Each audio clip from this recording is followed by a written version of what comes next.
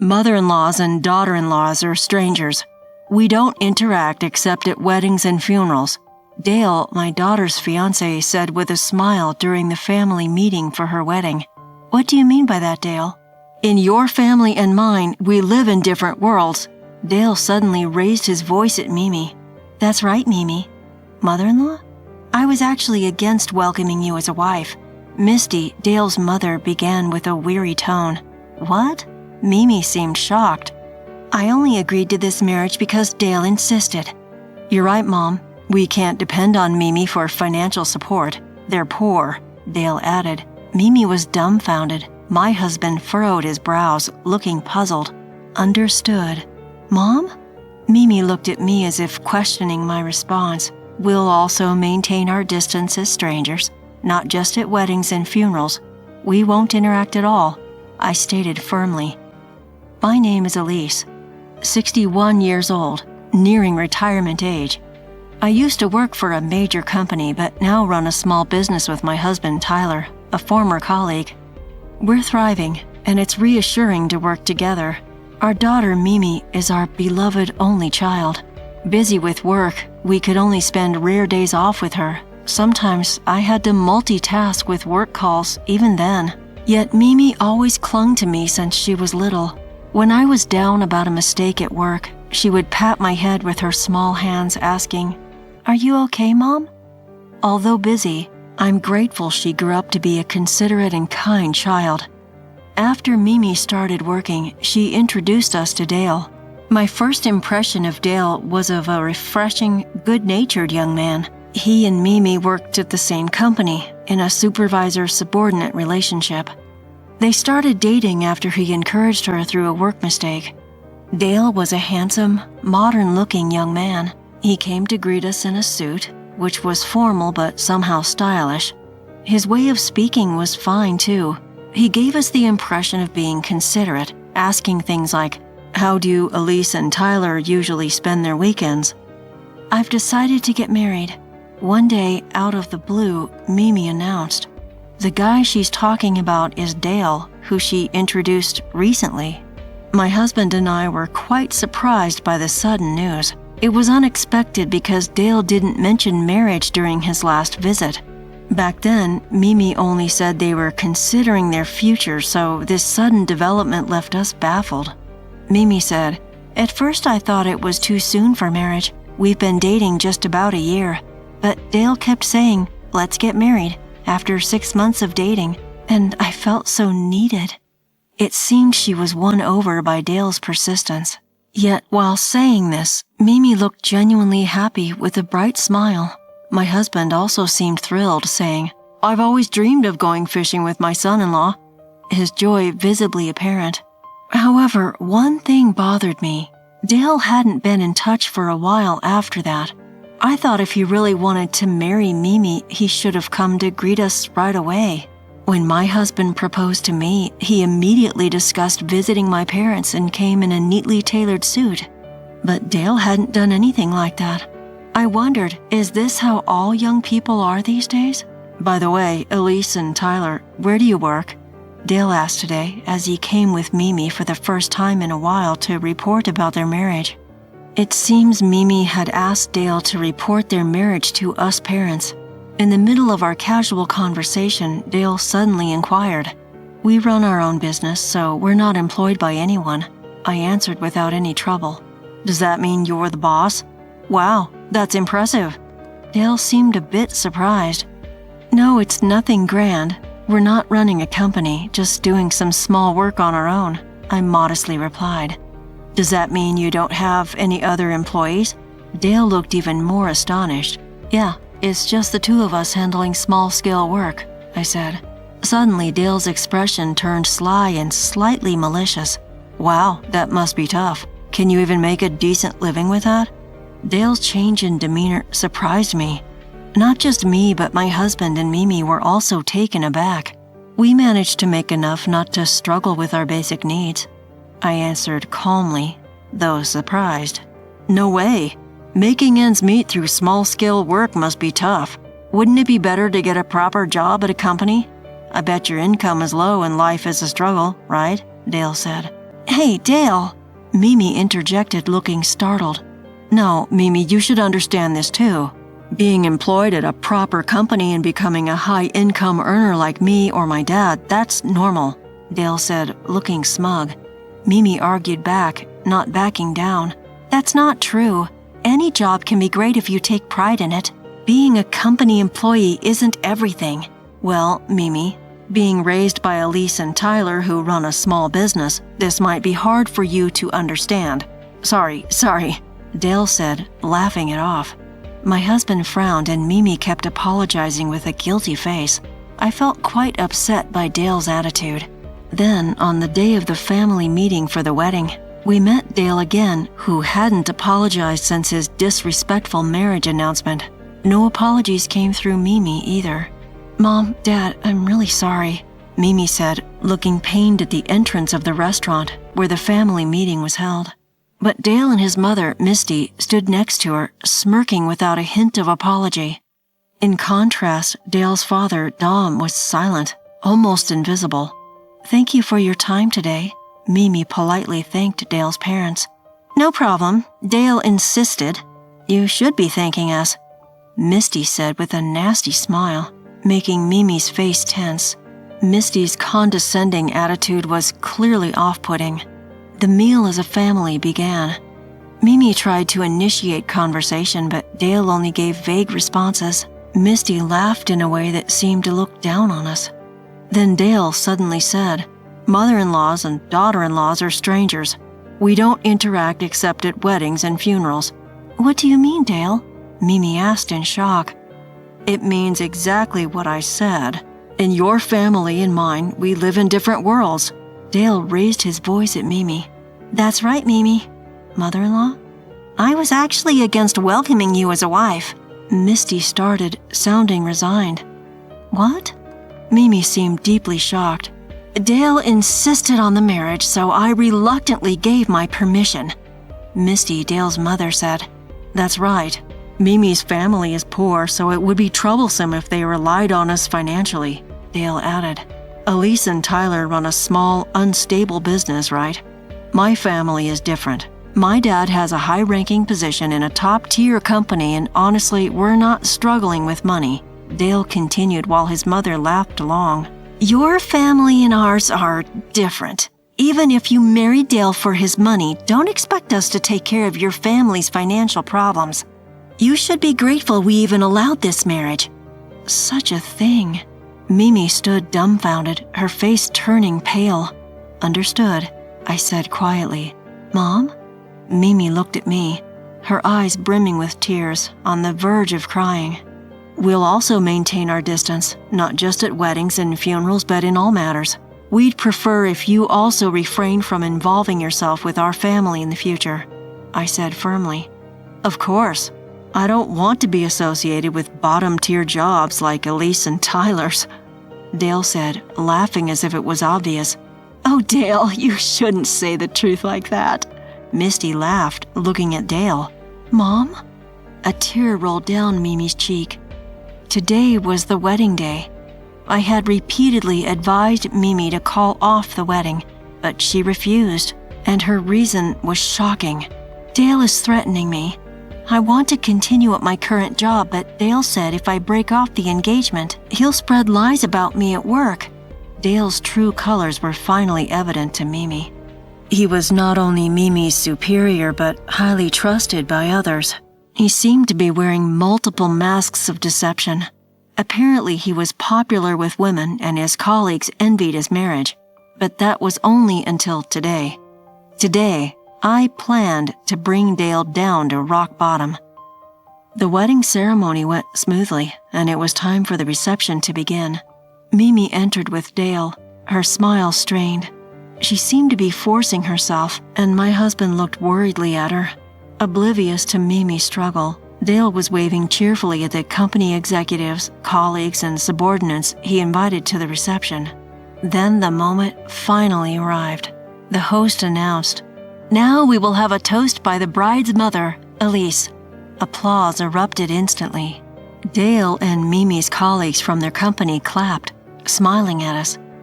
"Thank you for gathering here today. as the mother of the bride and the co-owner of a law firm. Yes, I actually run a law firm with my husband.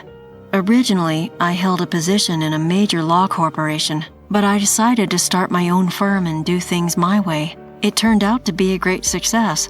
Though we handle fewer cases as a duo, we have many high-profile clients, including listed and famous companies, thanks to referrals from my previous firm. In fact, I had some connections with executives from Dale and Mimi's company due to my past job. That's why I had explained the situation to the company's executives in advance and invited them to the reception. When I mentioned being a lawyer, Dale was visibly shocked, likely because it was not the job he expected. Misty, Dale's mother, had an amusingly distorted smile. Dale confronted Mimi. "Wait, Elise and Tyler are almost incomeless with their shabby jobs, right?" Upon hearing that my husband and I were lawyers, Misty, recalling her previous rude behavior, looked pale. Then the entertainment segment began. We planned to show a video, and I had already informed the reception staff about it. I specialize in cases involving victims of infidelity. Due to my profession, I always make sure to record anything significant for potential evidence. Of course, the video that played was from the family meeting day. Of course, I don't want to be associated with bottom-tier jobs like Elise and Tyler's. "Oh, Dale, you shouldn't say the truth like that." Dale's laughter and his mother's loud guffaws played in the video. Contrasting the video, Dale yelled, "What's this about? Mimi, stop it now." Misty was desperately trying to cover up, telling Dale's relatives, "It was just a joke, merely part of the entertainment." My husband commented loudly, "Amazing how they think that's entertainment," making Misty turn from pale to white. The condescending remarks they made about us blasted through the speakers, embarrassing Dale and his mother. I also had footage of Dale visiting hotels with women other than Mimi, which I played next. A detective who works with our law firm had helped gather this evidence. Dale, apparently not satisfied with just Mimi, was seen with various women. Given his good looks, he had no trouble with his escapades. The video showed different women each time, indicating numerous affairs. Some of the footage was definitely not suitable for a wedding reception, eliciting screams of shock and confusion, especially from the female colleagues at his company. Eventually, the reception was abruptly called off. With his true character and infidelity exposed, Dale's social standing was undoubtedly ruined. Moreover, not only colleagues but also the upper management of his company were present, including some from human resources. One of the executives, as he was leaving, sternly told Dale, "I'm disappointed in you. We will discuss this matter in a company meeting. Be prepared for the consequences regarding your future in the company." Dale, turning pale, weakly replied, "Yes." It seemed Dale's mother had fainted midway through the ordeal. The reception hall buzzed with whispers and stares at the two of them. Dale's relatives were quietly discussing how to handle the situation. I overheard someone muttering, "Just like his mother. Dale has the worst personality." It appeared that Dale's misconduct wasn't entirely hidden from his relatives. None of Mimi's colleagues even tried to make eye contact with Dale.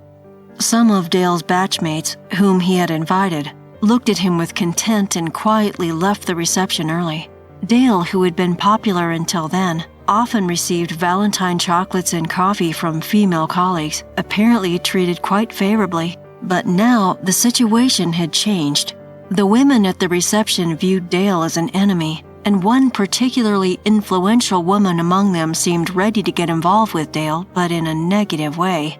As expected, Mimi and Dale's marriage was called off. Since they planned to register the marriage after the ceremony, Mimi's family registry remained untarnished. Given Dale's affairs during their relationship, we decided to demand a substantial sum for damages, including wedding expenses. It was a small price to pay, considering Mimi's feelings. According to the detective I know, Dale had spent most of his savings on his affairs, leaving him with little for the compensation. He would struggle to arrange the settlement. Surprisingly, it was Dale's previously indifferent father who reacted. triggered by the incident. Dale's parents apparently divorced. His father had quietly visited my husband and me before the wedding, apologizing for the family meeting day and hinting at a divorce. We had given him some heartfelt advice. Initially, Dale's father approached us, unaware that my husband and I were lawyers, saying, "I'm thinking of divorcing my wife."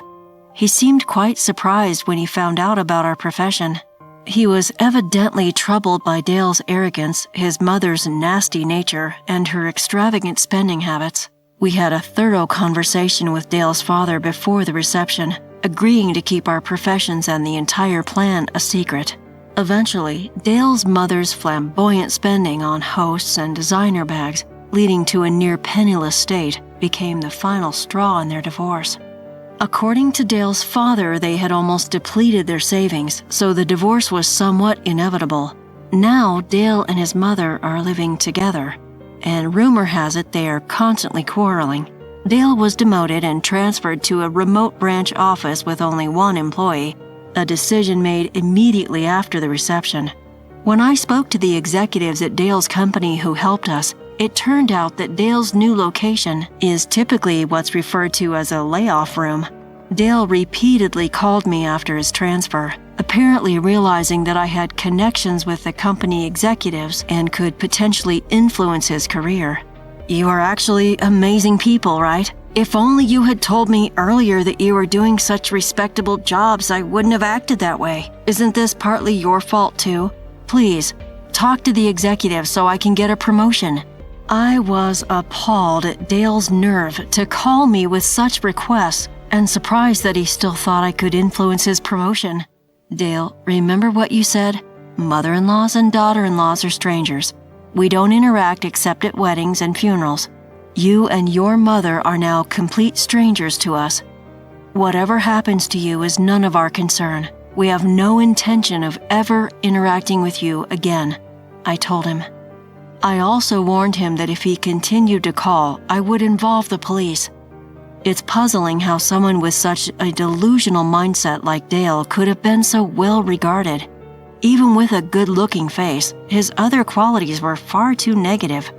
He must have deceived everyone with his charming smile. Mimi was ambushed several times by Dale before his transfer, begging her to reconsider their relationship. Despite his deep apologies, Mimi elegantly ignored him. After being treated so horribly, it's only natural she wouldn't want anything to do with him. Repeatedly, Dale's mother also called and wrote letters saying, "Please reconsider with Dale." Desperate because her only source of income was her beloved son, she was relentless. Of course, we firmly refused any contact with Dale's mother.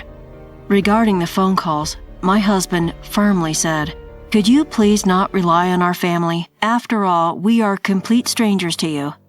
Besides, since you think of us as poor, you shouldn't need our help, right?" He then forcefully hung up the receiver. He also tore up the letters, clearly very upset by the whole situation. Of course, we consulted with the executives of Dale and Mimi's company about this matter. They assured us that they would handle it well, which was a relief. Dale's situation might become worse than just being relegated to a layoff room. He's completely off the elite track now, and it's even uncertain if he can stay in the company at all. Well, it's all a result of his own actions. As long as he can earn enough to cover the compensation, that's all that matters. Mimi went through a lot, but she eventually recovered. Perhaps because of what happened, her colleagues were sympathetic and supportive. Having connections with the company's executives through me also seemed to play a significant role. The executives regularly checked in on Mimi, so she didn't face any bad rumors or defamation at work. Being diligent at her job, Mimi is considered a promising employee, and a promotion isn't out of reach. 5 years have passed since then. After the incident, Mimi fell in love with someone she met through a business deal and eventually married. Now she's the mother of a lovely 3-year-old boy and a 1-year-old girl. Her husband, not only serious and devoted, but also more handsome than Dale, is a doting father, always looking after the kids. Mimi often brings her children over, and my husband and I love spending time with our grandchildren. We also have a good relationship with her husband's parents, and frequent family meetings are held. Looking ahead, I plan to lead a busy but fulfilling life, balancing work and family time with my grandchildren. It was right after I bought a house with a garden. My husband and my mother-in-law both smirked and unilaterally declared they would be moving in. They are moving in. If you don't like it, I'll make my son divorce you. If my mother-in-law was coming, that mean and nasty sister-in-law of mine would definitely come too. They knew I would hate it, yet they did this anyway. The harassment that would continue at the new place made me shiver unintentionally. I don't want to. I have no intention of living together there. What? You don't seem to understand your position. My mother-in-law raised her eyebrows. What she took out was a divorce form, already signed by my husband. Her face said that as long as she got the house, she didn't care about the rest. The strategy worked frighteningly well. I desperately held back my laughter. I wondered how my shaking, hunched figure looked to my mother-in-law, who seemed triumphant. I solemnly signed the divorce papers, packed my bags, and left the dreadful house of my in-laws. The day I moved out, I received a relentless call from my former mother-in-law. Have you realized it yet? The former mother-in-law insisted on meeting and talking. It was exactly what I wanted. I would meet her and end it with my own hands. After making meticulous preparations to punish them, I headed to the battleground. My name is Tracy. I work in an office at an advertising agency. It was a newspaper company's section chief who introduced me to Sam, my husband. Being in a vulnerable position, I couldn't refuse the section chief's proposal. At 29, after dating for 6 months, I gave in to Sam's persistence and got married. I would curse myself for misjudging the crucial moment for a long time afterward. I think Diane, my mother-in-law, intended to deceive me from the start. She seemed calm and kind, but her attitude changed completely once I married into the family. She dropped the mask of an understanding, older woman and showed her true nature as a demonic mother-in-law. Hey, Tracy, what are you dawdling for? Didn't I tell you to weed the garden after you're done with the dishes? There wasn't a day when my mother-in-law's screeching voice didn't echo in the house. I was fed up every day. Just responding with a sigh-filled answer was all I could manage. After getting married, I agreed to live with my in-laws because my husband begged me to. His father had passed away due to illness, and his mother had been struggling with a leg pain for many years. He said he couldn't bear to leave his elderly mother alone in the old family home. But, what do you know? Despite her supposed leg pain, my mother-in-law walked around easily. She insisted that educating her daughter-in-law was a mother-in-law's duty, and was harsh on me every day. And my husband was no better. Even when I wanted to live separately, he just made excuses and ran away. He was always under his mother's thumb. He never defended me when my mother-in-law scolded me. Sorry. My mom's quite hot-tempered. Don't just laugh it off. Help me. I'm really suffering, you know.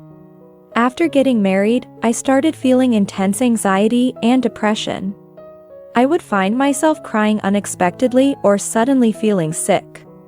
After visiting a specialist, I was diagnosed with adjustment disorder. Realizing that living with my in-laws was having a negative effect on me was truly unpleasant. My mother-in-law, uncaring of how I felt, continued to make unreasonable demands. Don't be lazy just because it's your day off, will you? Have you finished cleaning the room? And you haven't done the shopping yet, have you? Check the discount stores before you go. Please wait. Mother, please don't rush me. I have a headache. I'll make sure to get the cleaning and shopping done later. Don't be so spoiled. Do what you're told immediately. You're a daughter-in-law, aren't you? A wife is not a housekeeper. I wanted to retort that. Especially frequent were demands by my mother-in-law regarding household chores. Clean the gutters. Wipe the doors. Fix the splinters on the pillars. The family home was very old and falling apart in places. It creaked with every gust of wind. Each time, my mother-in-law urged my husband, "Please hurry up and build a new house. This place is a rental to begin with. We're renting it cheap from an acquaintance. Wouldn't you want to live in your own house, freely, just once?" "Don't you think so, Sam?" "I do think so. But with my salary, it's impossible. A home of our own is just a dream within a dream." My mother-in-law, frustrated with her incompetent son.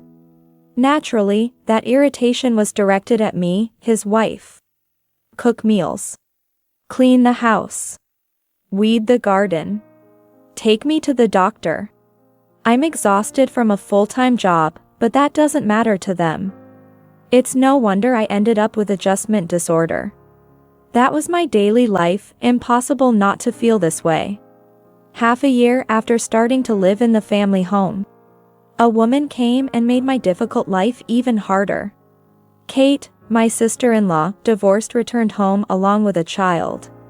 She was kicked out after being told, "I never want to see your face again." Or something to that effect. Well, it was my fault. I left the kid alone and slept with my husband's senior. What kind of moral compass does this woman have?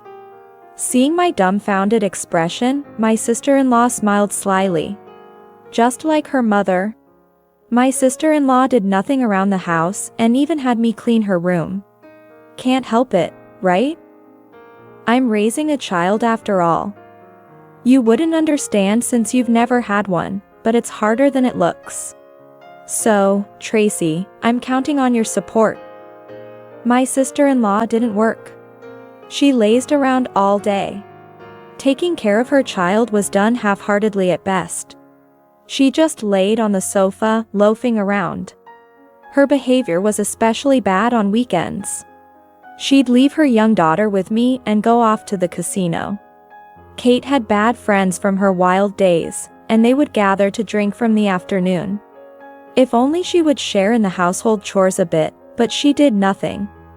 She was the kind of woman who would do anything to get money for her leisure. This happened once. One day, my sister-in-law handed me a drawstring bag, and when I looked inside, "That's from our father. Cufflinks, rings, a vintage lighter, and so on." What? What am I supposed to do with this? "You're slow. Sell it. And make sure you get a good price, all right?"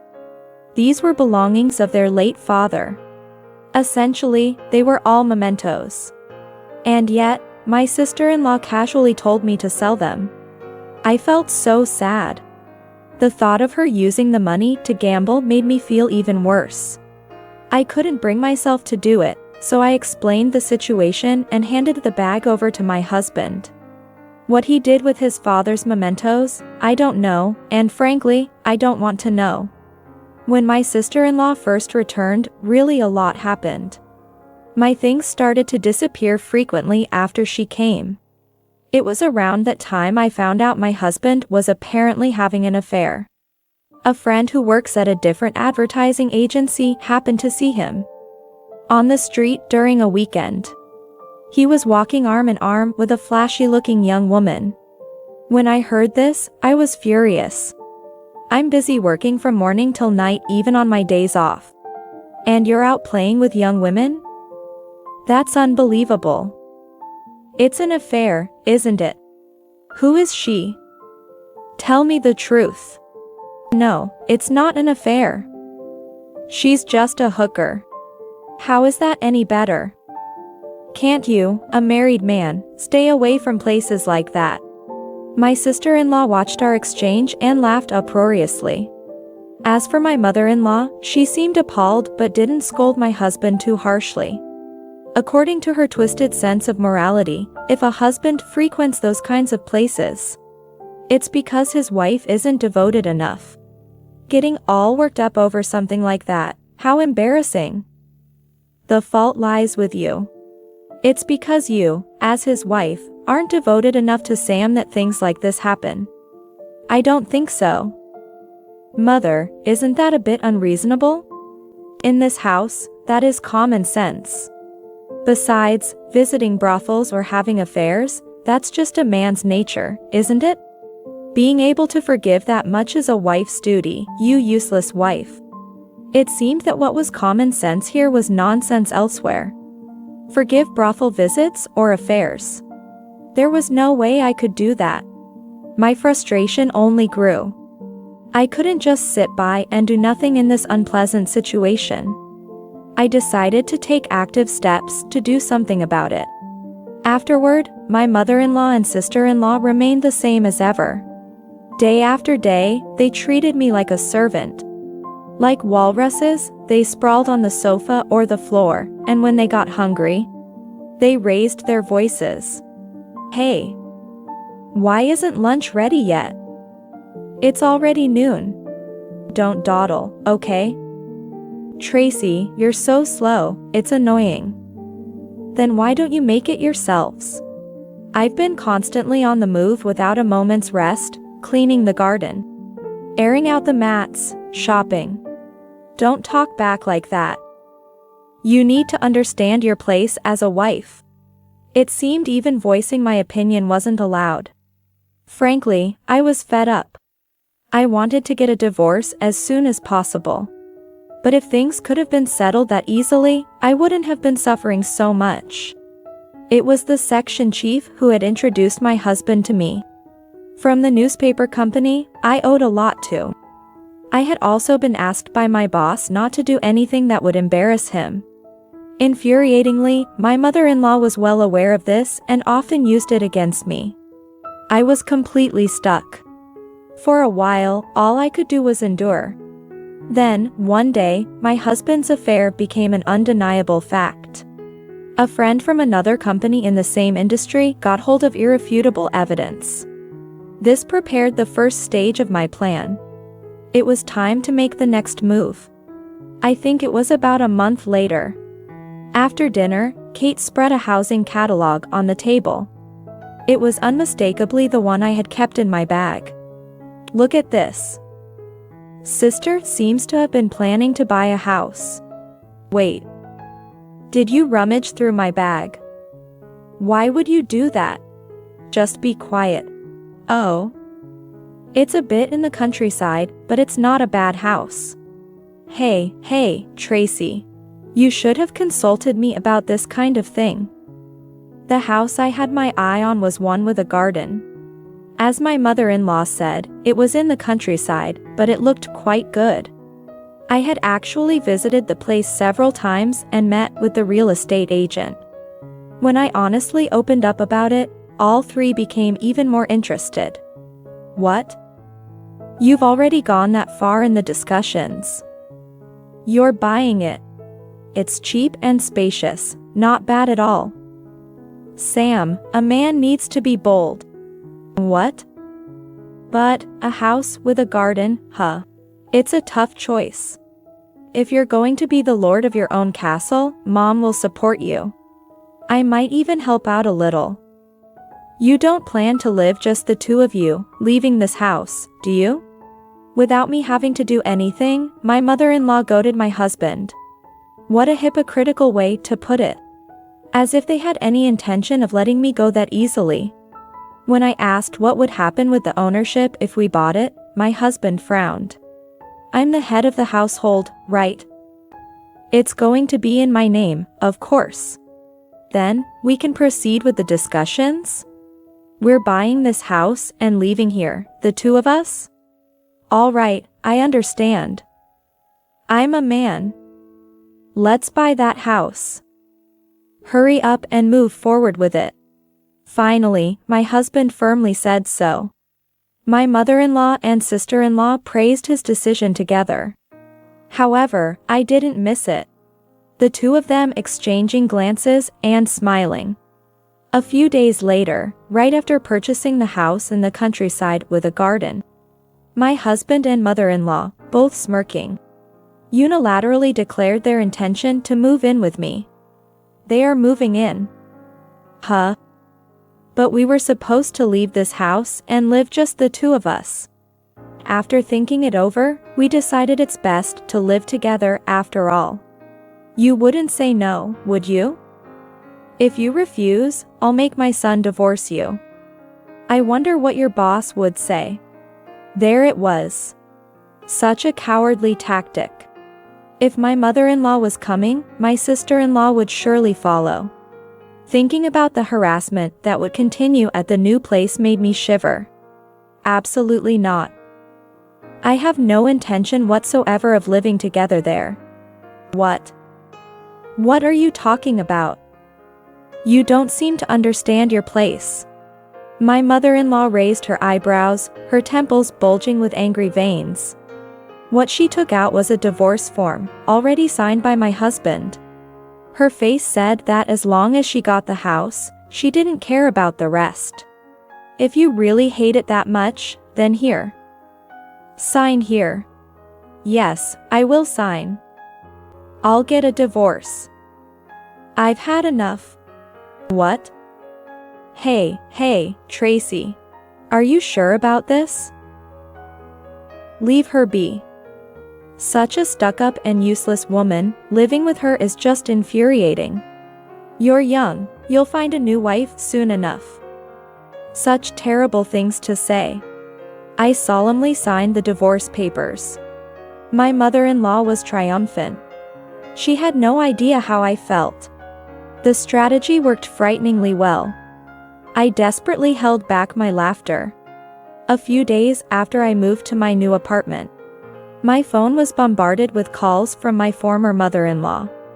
Checking the calendar, it was as I thought. Today was their moving day. Have you noticed yet? The ringing wouldn't stop. Persistent calls. Typical of my former mother-in-law. Ignoring it didn't help, she kept calling. Finally, I decided to answer. She didn't even greet me, just started yelling. You. How dare you do this to us? What kind of a place did you trick us into buying? Long time no see, mother. Please calm down. What are you talking about? I don't understand what you mean. Don't play dumb. I'm talking about this house. You knew this was a defective house when you bought it, didn't you? That's it, isn't it? It must be. Indeed, the house I chose had issues. The ground itself was weak, often leading to land subsidence. Even if it was a new building, doors and sliding doors might not close properly within a few years. There were old coal mining tunnels running nearby, which caused the issues. However, to the locals, this was common knowledge. They built their houses on stable land. It was only the naive newcomers who faced trouble. This time, I used such a problematic house to trap those three. It was a struggle to find a reasonably priced defective house with the help of a real estate agent. Of course, having my former sister-in-law steal the real estate catalog from my bag was all part of the plan. I intentionally placed my bag where it was easy for her to see and steal from. Without knowing, she was walking right into my trap. They moved out, all three of them, without suspecting a thing. Holding back laughter when signing the divorce papers was hard. I wanted to tell her everything, but that wasn't an option. I feigned ignorance. A defective house. That can't be right. Are you sure there hasn't been some mistake? What's with that tone? So insincere. Anyway, come over here right now. Huh? No, thank you. Honestly, I never want to see any of you again. What? What did you say? There was no way I wanted to meet with a family of monsters who refused to understand common sense. I told them that even if they offered me money, my answer would still be no. Then, my ex-husband, Sam, took over the call from my former mother-in-law who had clicked her tongue in annoyance. Come on, Tracy, Please. Just try to understand us a little. I'm going to return those words right back at you.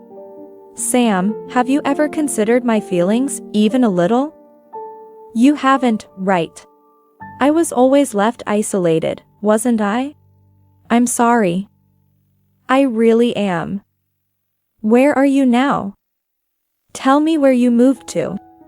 As if I would tell you. If you come over, I'll have to move again. I just want to cut ties with all of you. The conversation remained at a deadlock. Eventually, my former mother-in-law and her family began making even more outrageous claims. They said the divorce was invalid, claiming they were still family.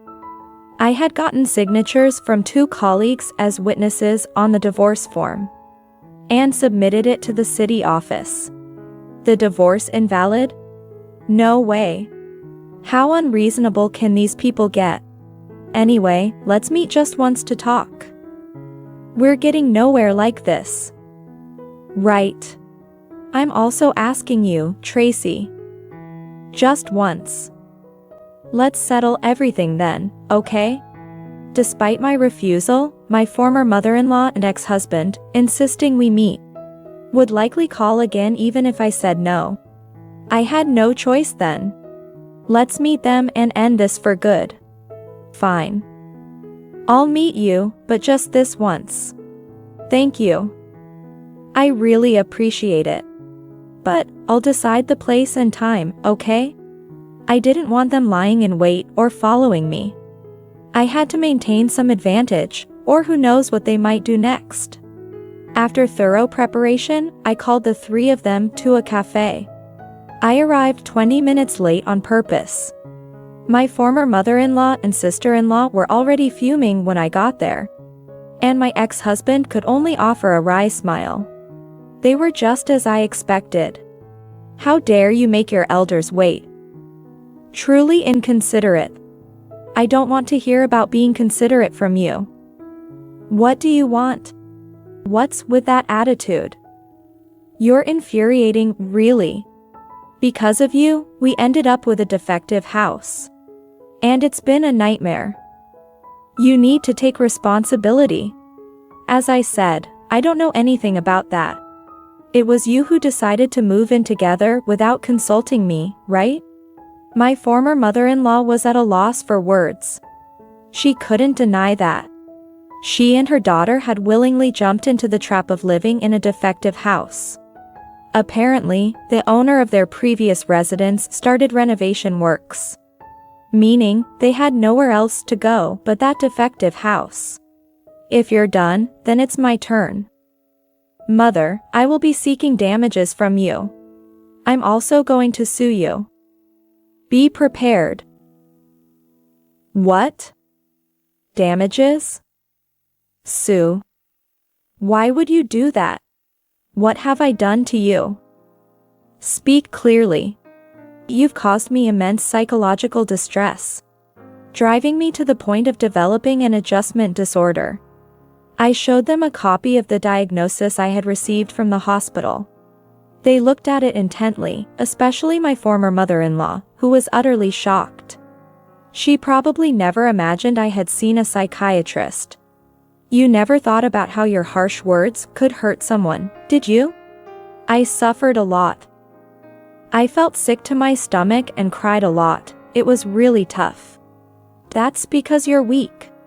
It's your fault for being such a terrible wife that you were criticized in the first place, isn't it? Isn't it? That too. The constant calling me a terrible wife.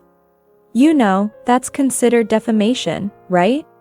It could lead to a year in prison or a fine of up to $3,000. What? That's exaggerating. What's exaggerated about it?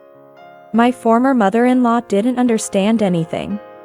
How sinful her actions had been up to now.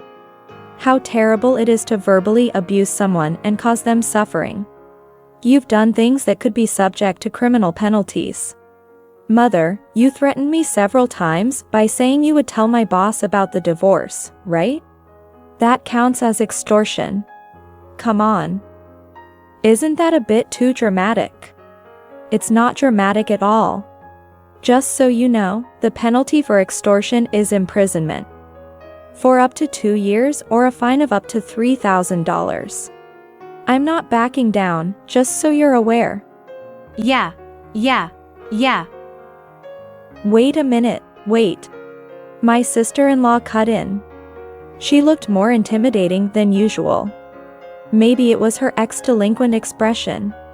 A look that said she wouldn't be intimidated by such threats. Listening to you talk, it's like you're taking advantage of our mom's ignorance and scaring her. Do you have any proof that you were insulted or threatened? Yes, I do. Because I've been recording everything. What? Recording. Yes, I had been using the voice memo feature on my smartphone. All the time I spent at my former in-laws' house. There's quite a bit of audio recorded. I had prepared data extracted specifically from parts where I was subjected to verbal abuse by my former mother-in-law. Submitting this as evidence would almost certainly confirm the charges of defamation and extortion. Did you think I would just take it? Not just you, Mother. Kate, you too. You'll probably be held accountable as well. What? Why me? What have I done? Why don't you think about what you've done? You've committed crimes, haven't you? Or are you saying you haven't done anything to trouble me? As if. Don't be ridiculous. My former sister-in-law insisted she was innocent. I showed her the screen of my smartphone. Her face went pale in an instant. No wonder. What was shown was a scene of her rummaging through my bag. The ugly sight of her looking around furtively as she searched its contents.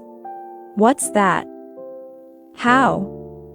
When did you record that? Since you arrived, my things have been disappearing frequently. Cosmetics, accessories, clothes, bags. I set up a hidden camera. The worst.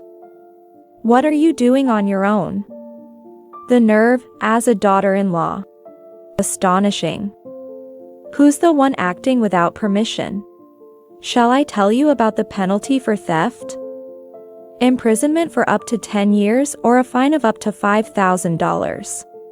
I'll be contacting the police later. My former sister-in-law was at a loss for words. She wanted to retort but couldn't. She appeared utterly helpless. I had kept track of what was missing from my belongings, with an accurate understanding of the damages. Both the police and a lawyer would be able to act more easily. When it comes to taking action, I go all the way. I had decided not to forgive these 3 people. Now, the last one to face my gaze was my ex-husband, who shrugged. Of all the unforgivable acts, his were the worst to me. I thought marriage was about supporting each other. But it seems you had a different idea, Sam. From the beginning to the end, you were always my enemy, weren't you? Enemy, no way. I didn't mean that. Not at all. I believed you. Even today, I was trying to mediate as best as I could. Yeah. Enough with the lies. I don't need your mediation. My ex-husband was a spineless opportunist, always siding with the stronger party, just as he had always sided with my former mother-in-law and sister-in-law. Even now, trying somehow to appease me, hoping to be the only one forgiven. If only he had been a more decent man, perhaps our marriage could have continued. If he had said we should start anew elsewhere, just the 2 of us, perhaps I would have agreed. Your affair partner's name is Maggie Irving, right? What? How? How did I know? Because I had someone look into it. I have a friend who's good at that sort of thing. I also have photos of you and Maggie entering a hotel together. Look, here. Whoa. You don't need to show that. No need to show that. As I tried to show him the screen of my smartphone, my ex-husband hastily blocked it. He didn't want his affair to be seen by his mother and sister.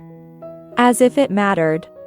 Morality and ethics have long been broken in all three of them. They're that kind of family. I put my smartphone and the copy of the diagnosis back into my bag. There's no more evidence that I need to show them. My former mother-in-law, ex-husband, and former sister-in-law seem to have lost the will to fight back.